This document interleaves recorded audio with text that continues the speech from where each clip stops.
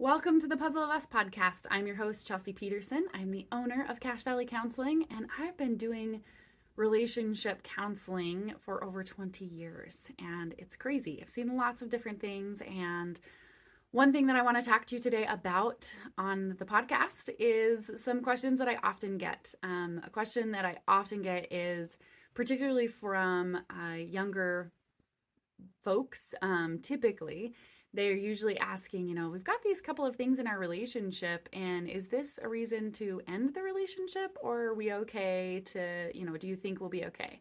And the fact that they're asking that question usually tells me that they'll probably be just fine because they're aware of it and they're entering into the relationship aware of, whatever the struggle is.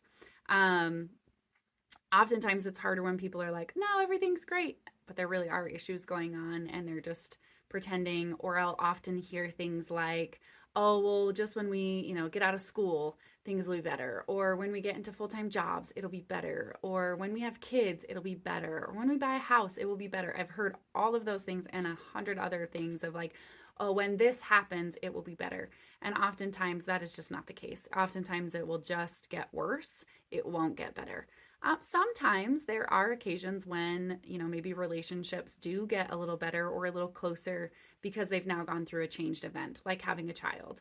But oftentimes, if you're not going into those being aware of the potential for issues, then oftentimes it makes it harder. And if there's some red flags in the relationship or things about the relationship that aren't working and you enter into a transition period, whether it be a new job or a new house or a new kid or a new something other, then usually the old patterns actually are just amplified and people do what's not working even more. They tend to double down on what's not working instead of finding solutions that potentially could work. So if that's you, if any of that sounds like you, making sure that you are becoming really aware of what the red flags are. So really, we're going to be talking about red flags in a relationship versus just natural growing pains, and really trying to understand the difference of those in a relationship. So let's dive in.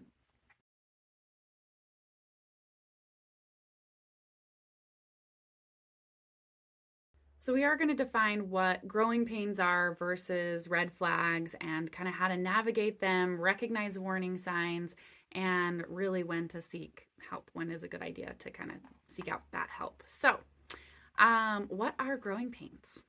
Growing pains are really, they happen in every relationship. As we are individuals and we're growing and we go through life and life is challenging and there's going to be different things that you're going through at different times. Even if you're going through the same thing, it will be different for each person in the relationship because you're two different people. And so sometimes those can create kind of some growing pains. And they are normal, very normal challenges that couples can work through together in a relationship. Some examples are adjusting to each other's routines. But especially when you first move in with each other and you're first living together for the first time and you're sharing not just the fun times together of, hey, I'm picking you up on a date and we're spending time and then we're going to separate and have our own little time and routines of doing things. But adjusting to each other's routines can be sometimes those just growing pains of every relationship has to figure out how to do it. And, how do you brush your teeth and what's your routine like in the morning? And that conflicts with my routine. And those things are kind of normal things. Different ways of managing stress, right? Particularly when the relationship has been together for a little while and kind of the newness of it wears off and life continues to happen and unfold and throws more things at you. The way you manage stress can be, it definitely not a deal breaker, but it definitely can be something that we have to adjust to. And improving communication, right? And this particularly happens down the road, again, when relationships kind of get stuck in the newness sort of wears off, the honeymoon phase, the excitement, we've been dating now for a while. And there's, how do we improve our communication? When do we get stuck in these ruts when I feel like we need to communicate more? And when do you not communicate enough? So those things, again, totally normal, very, very normal parts of just the kind of lifespan of a relationship. Um, and I just want to emphasize that, again, these are normal. Every couple is going to go through them at some point in the relationship.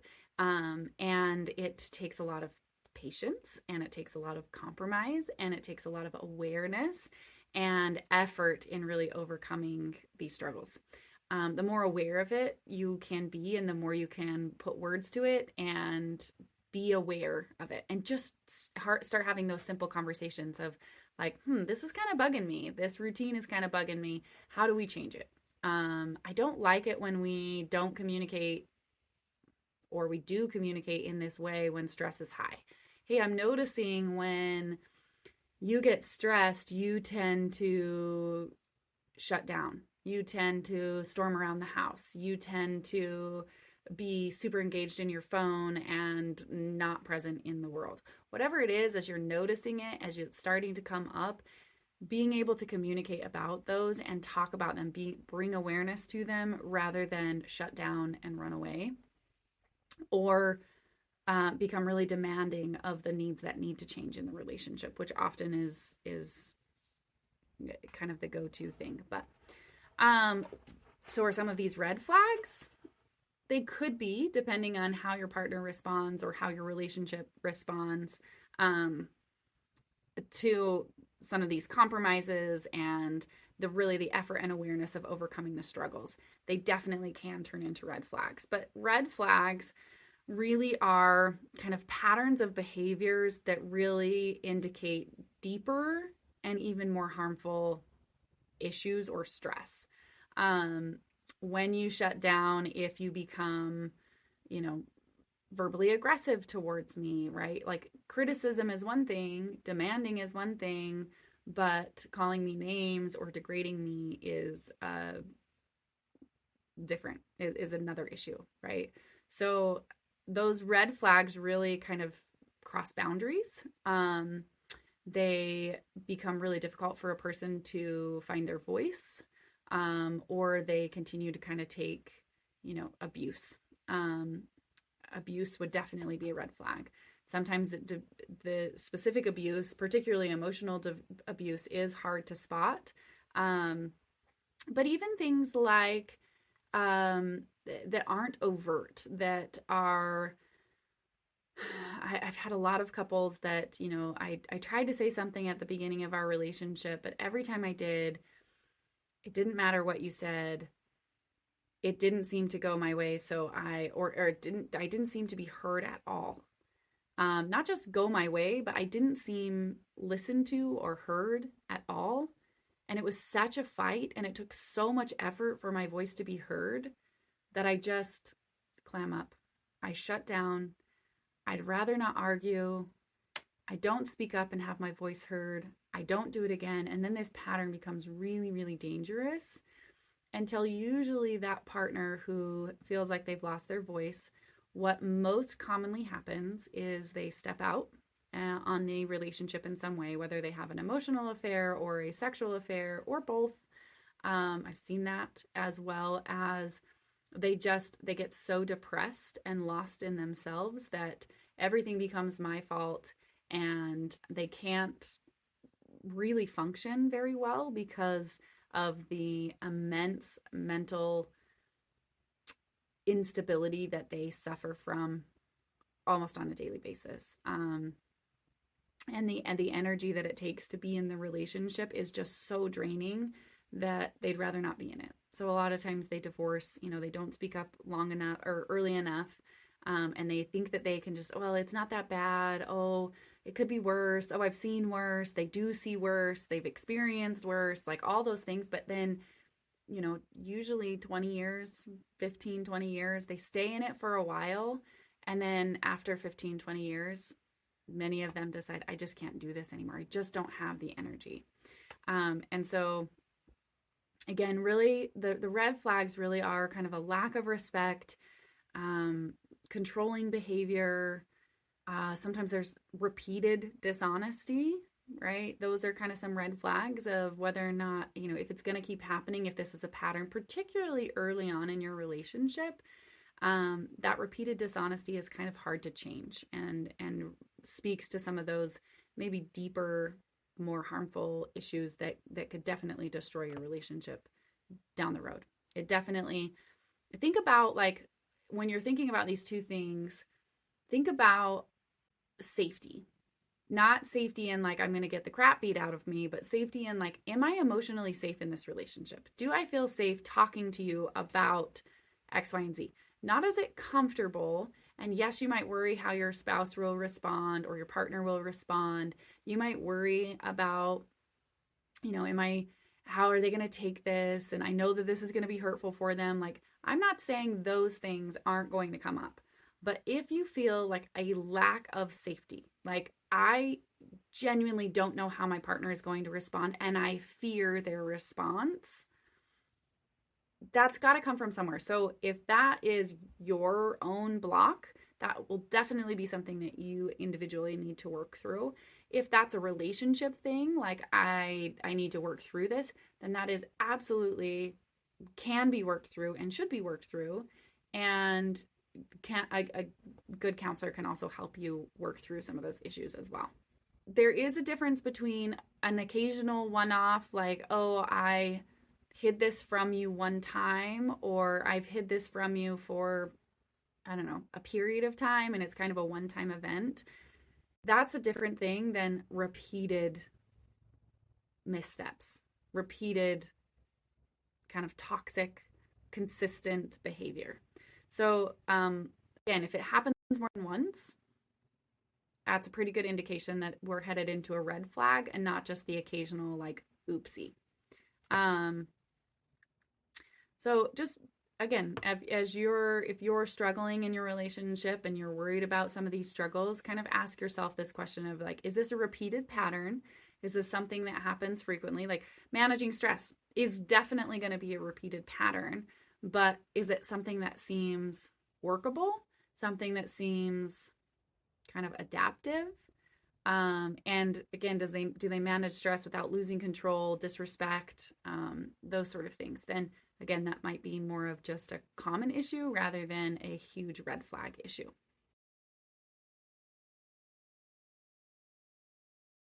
So we're going to get a little more specific on some growing pains in relationships and how to handle them. So one that I often hear is communication struggles. Learning how to express needs and emotions effectively can be a difficult challenge for a lot of people. I grew up differently than my husband. My husband grew up differently than me or my partner, and we have different experiences handling conflict or disagreements. And how that's done, oftentimes, do you talk about it? Do you avoid it? Do you make a plan to come back and navigate it differently? Do we start to, some of the biggest differences are people grew up in a like kind of a loud household and people who didn't grow up in a loud household. And sometimes that can be really jarring for people of like, wow, my parents never yelled at each other. But the other person could be thinking, oh, my parents yelled at each other all the time. And I know that they love each other. And so again, the comfort level with kind of tones of voice or kind of levels of voice and how we see that and are we comfortable with it or not. Again, are they adaptive? Are you able to talk about it in a way that you're able to hear each other differently? And really developing a skill of active listening, which particularly now with our lovely technology culture, it's lovely. I do love it. However, sometimes our active listening skills and really being able to be empathetic towards people, particularly in difficult moments, people just don't have a ton of practice in it. And so really developing your active listening skills and kind of seeking to understand even in difficult moments when you feel dysregulated, practice it. The more you practice, the better you'll become at it, the better you'll be able to work through communication struggles and even conflict resolution, because I'm able to hear you even though I disagree. And conflict resolution is kind of the next thing on my list here of just growing pains, right? Conflict resolution, people do that differently. This is the way I saw my parents do it. This is the way I'm used to doing it. This is the way I've done it in my life. And it's worked for me so far, but that's different than my partner. And so really, like, there should be disagreements. You shouldn't just always agree with each other. There should be disagreements, but how do you have those conversations in a way that isn't putting each other down or demeaning each other or disrespecting each other or dismissing each other, and really without damaging the relationship, right? And so again, like, I view it this way. That's interesting. Let me have, this is how I view it, but speaking with respect and love and truly seeking to understand your other partner's point of view, is the easiest way to resolve conflict in your relationship. Now, that doesn't always help with solving the problem if there is a specific solution that needs to be made, right? Sometimes that can be really difficult, but again, kind of compromising. Can we come up with I have never met a solution that hasn't been a wonderful solution when two people have compromised their things. When I compromise something, compromise maybe isn't the right word. I can't think of the word that I want to use, but instead of like compromise, I think of like giving up something to achieve something. And it's not always giving up something. It's being able to adapt to meet the needs of the family, the relationship, your partner. And so I really see it as not that you're giving up something, but that you're working towards something. And when people do that in conflict resolution, they can become masters at it, and it can be a lot easier. And some people just really lack that skill.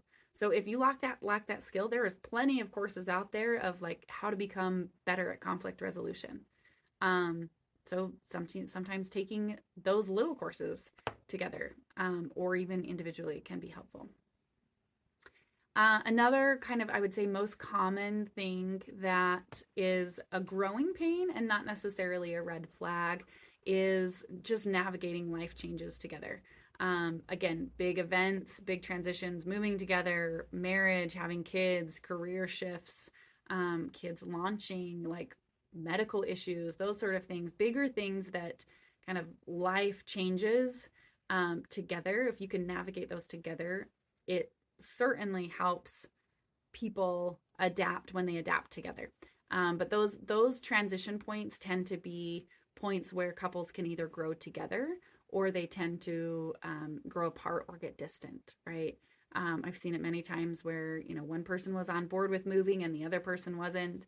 And then it becomes this sticking point between them because the one person didn't want to speak up that I don't feel good about this, but then we move and then there's some issues and whatever it might be. And so now I'm angry and resentful and pissed off that I made the move, and now I'm blaming you, and now this person feels bad and doesn't know what to do. Like that, unfortunately, has happened more times than I can count in several relationships. So if that's you, know that you're not alone, and navigating those changes of like really expressing that like hesitation or excitement or doing those things, whatever your journey is, however you're feeling, being able to express it and be aware of it throughout those transitions can be really helpful. Bringing babies into the world, I think, is one of the bigger changes that a relationship makes, is that we're choosing to care for another individual, and that individual is going to require time for both of us. And how do we navigate this both individually and together? And what strain does that cause on both of us? And how do we continue to navigate it? Because there might be, earlier in their lives that might put more strain on mom, and later in life that might put more strain on dad. And how do we navigate these particular points or areas together? Continue to adapt or die. That's what I like to say, is that we've got to figure out a way to continue to adapt, or your relationship will die. And so as your relationship continues to adapt to changes over life, life changes, life things that come at you, being able to adjust to them and be able to adapt can really help save your relationship.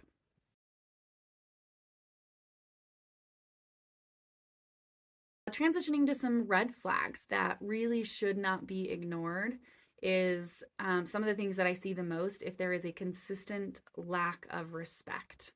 Um, Oftentimes people belittle or they have very dismissive behaviors. I've seen unfortunately, very immature behaviors come out, when someone is dismissing somebody. One person even like put their fingers in their ear and were like la la la, like it made a face at their partner when they didn't want to hear. um, those can be very dismissive. And so being very watchful of that, right? Even if you're, let's say, my partner's getting loud and I'm like, like I can't hear. This is different than like, I'm just straight up not listening to you, right? So covering your ears with your hands, of like, can we turn down the volume a little bit, can be an indication to your partner. It can be dismissive behavior. So just watch for that as well of, hey, can we turn down the volume? And then that respect also needs to be granted, right? If your partner is in pain. Um, so another thing that I often see is just emotional invalidation. Um, we often jump to solutions. People jump to solutions of, oh, you've just told me this problem, and now I'm going to tell you 5 ways to solve it. And when you don't do that, now I'm going to get mad because you never listened to me. But really just pausing and having empathy for whatever it is that your partner is going through in that moment. Putting yourself truly in their shoes of, how might this feel to my partner right now? And how frustrated might I be if I were in their situation? Even saying simple things, simple phrases of like, that must be so hard. Tell me how that's hard. Staying with a more curious mind rather than a fix it mind can be really helpful. And that can be seen as a lack of respect of like, you don't really understand where I'm coming from. But again, this is a repeated issue and it's not just a one-time thing or an occasional once every 3 years type thing. This is the occasional, like it happens every single time we get in an argument. Again, just a lack of respect for people, and particularly for your partner. It just erodes trust and connection. If we go back to that safety feeling, you cannot feel safe in a relationship if you don't feel respected in a relationship. There's just, those two things just do not go hand in hand. I don't feel safe if I don't feel respected. And so if nothing else, how much more respect can I have for my partner? How do I show them that I respect them, that I value them, that they're important to me? How I show up for them can be incredibly game changing. Another thing that is definitely something to watch out for as a red flag is controlling or manipulative behavior. So if someone is really has a lot of financial control or is isolating you or themselves, typically it comes from them, a partner isolating or controlling them from friends or family. That can be a really big red flag. And excessive jealousy, right? Like, oh, would you'd rather spend time with your girlfriend, if this is, let's say, a husband talking to a wife, you'd rather go to lunch with your girlfriend than spend time with me, right? Like that's a jealousy thing rather than I hope you go have fun with your friends and I hope you enjoy that and I hope that gives you, satisfaction and that you're able to have a good time. But a lot of times I see a lot of financial control, not budgeting. We're not talking about budgeting. Everybody needs to budget. Every relationship should budget, and relationships tend to go a whole lot better when there's someone sort of keeping track of the budget and budgeting, but really kind of, again, doing it together. I've also seen people being really isolated of like, these are the people you can hang out with, but these are the people you can't hang out with. That kind of control can be very, very suffocating in a relationship and a pretty big indication that the relationship, again, is not safe. They're not able to set healthy boundaries, right? A person may feel threatened by a particular relationship. Maybe a particular person doesn't help them feel secure in their relationship, and voicing that of, hey, I feel weird when you hang out with this person, or I feel weird when you talk to this person, or why are there deleted text messages, or why are you so secretive with your phone? after you've had this phone call or whatever it might be. And understanding that can be difficult, but that's seeking to understand. That's not seeking to control. Um, Another example of this is, uh, maybe for the health of the relationship, a parent of a partner is not necessarily supportive of the relationship and can be pretty damaging. And so, together, again, deciding that, you know what, you aren't the best person. I shouldn't talk to you about our problems. That's different than, I don't like your mom, so don't talk to her. Or I don't like the advice that she's giving you. I don't want you to talk to her. Or why do you spend so much time with this person? Don't. Again, it's not a seeking to understand. There's probably some fears coming up, but the way that they're doing that is very controlling and manipulative. And definitely some red flags, definitely a reason to reach out and seek some help, because the more that that continues, the less likely the relationship is to function well. Hey, Chelsea here. Sorry for interrupting your listening. I just wanted to quickly tell you about our 7-day email challenge for a happier, healthier, and stronger relationship. The challenge is completely free, and each day you will get a new concept to strengthen your relationship, as well as an example of seeing it in action. And to top it off, you'll get an exercise to put that concept into practice. Check out the show notes to sign up below. The third thing that are pretty big red flags is repeated betrayals of trust. And again, this could go along with infidelity and kind of affairs, but it can also be lying and secrecy, things like that. Like, oh, I'm just running to the store, and yet they go to the neighbors. Or, oh yeah, I had to go pick up our kid, but then they rode the bus home, and they didn't think you would know because you're not home when the bus comes home, but they didn't actually go pick up the kid. They went to somewhere else. They went to the liquor store. They went to a neighbor's house. They went to, just that lying and deceit can be really, really destructive for a relationship. And I would say most of the time there's a reason for that, right? Like they're usually engaged in something that they don't want their partner to be aware of. And the fact that they don't want their partner to be aware in it is a pretty good indication that their partner should be aware of it. And yeah, it's just foundational. Trust is really foundational for that safety in a relationship. And if there's repeated, things of lying, right? Like there's even, and I'm not even talking like infidelity, but repeated, kind of repeated breaking of trust, betrayal of trust, right? So I had a client once that quite a long time ago. I have to kind of remember the details here, but they would always lie about like silly things. Like he would find I think like candy bars or like just treats, and it wasn't excessive. It wasn't like and they had plenty of money. It wasn't like they were trying to keep a financial budget or anything, but their partner kept like lying to them about like what they bought at the grocery store.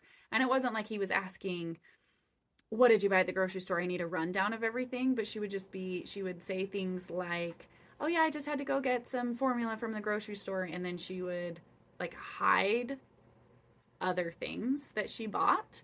And he was fine with them buying, but the fact that she was like, felt like she had to hide them, it ended up coming up that she had some trauma in her past, and that was a big thing with her parents and their relationship, and so she felt like she had to hide it from him, and they eventually worked it out.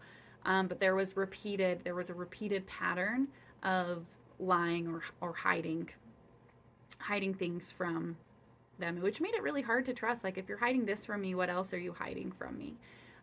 If you're hiding something so small, right? So just making sure that there's complete clarity in all communication, even when it's hard. Sometimes it is hard. And then, of course, just talking real quick about emotional and physical abuse is always a red flag and should never happen in a relationship. Identifying patterns, particularly with emotional abuse, can be a little bit harder. Things like gaslighting, threats, manipulation, and of course physical harm. Obviously physical harm is a lot easier to see than some of the emotional stuff, but making sure that you're recognizing those patterns, they're they absolutely can be broken, and people they can break them and they can do different things, but we have to be recognizing them. We have to be aware of them, and we have to be able to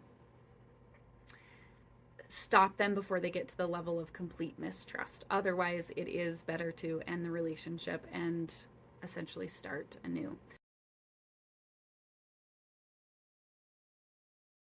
But I do believe that like anyone can change these behaviors. Emotional abuse, physical abuse absolutely can change to the point where it never happens again in a relationship, but that's really hard to do on your own, because of the lack of safety that happens in a relationship. So absolutely seek professional help if you feel like particularly emotional and physical abuse is happening in your relationship. Seek professional help. That's the number one best thing you could do for your relationship. Using therapy as a proactive tool in getting ahead of some of these things. So as you start to see, oh, we're having a hard time communicating, we're having a hard time through this life transition, doing it as a proactive tool instead of a last resort. Like, we've just had 3 babies, we're stressed out of our mind, and we really don't like each other, is not the best time to start therapy. Oftentimes people wait that long to do it, and it certainly can be changed and fixed, and you can have a great relationship after that. But as you start to notice some of these things come up, make sure you're reaching out for help sooner rather than later. It is way easier when you still kind of like each other to do therapy than it is when I really dislike my partner and there's not a lot of trust there. So seeking it sooner rather than later is incredibly beneficial to the relationship. And continuing to talk about, do we need to seek counseling? Do we need to go through, we're going to go through lots of different life changes and lots of different phases of our relationship, and we're going to be taxed in different ways. And so is now a time where maybe we need to seek out counseling. Having that open dialogue throughout this issue, throughout the lifespan of the relationship, is incredibly helpful.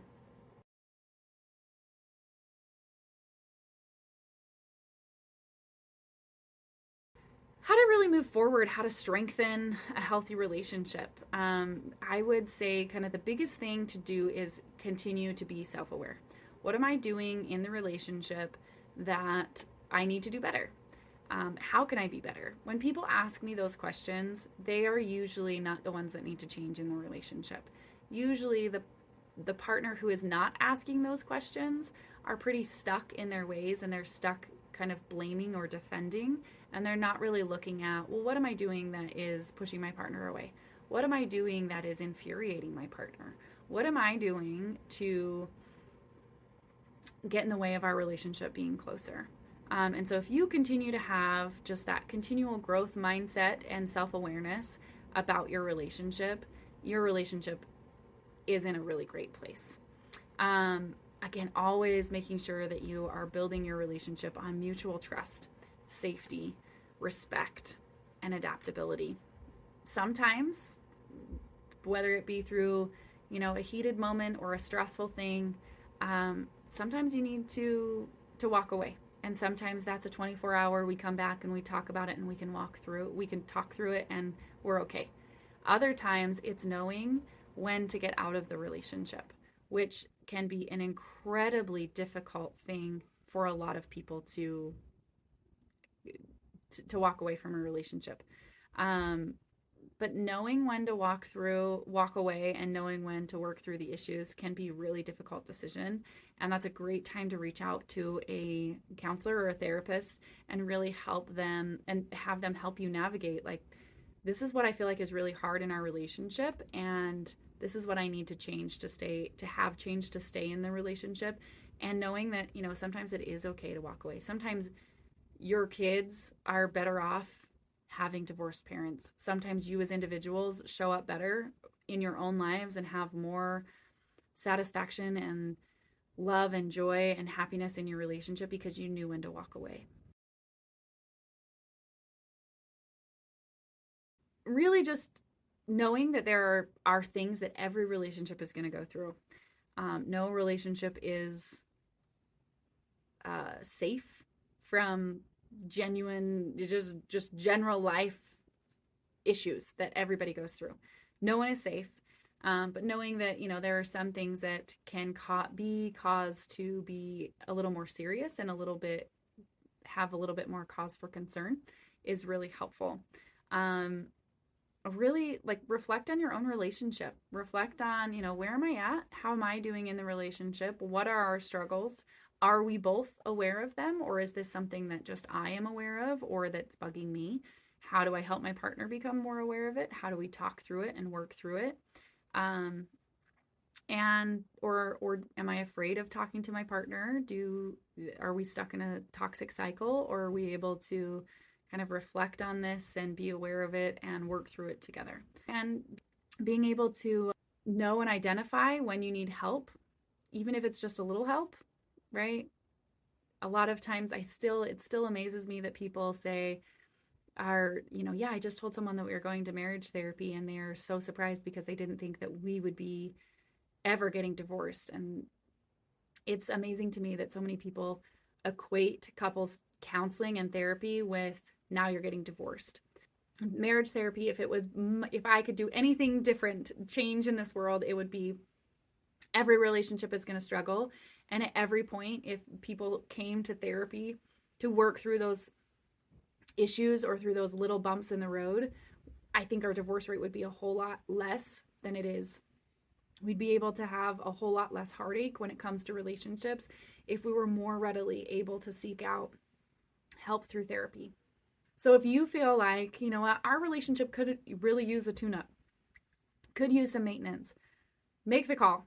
Call someone today. Find a couples therapist, particularly an EFT couples therapist, or a therapist or counselor who is trained in emotionally focused couples therapy, and I promise you won't regret it. Working through the little bumps in the road make it so much easier to continue to work through the little bumps than feeling like we've got to climb Everest.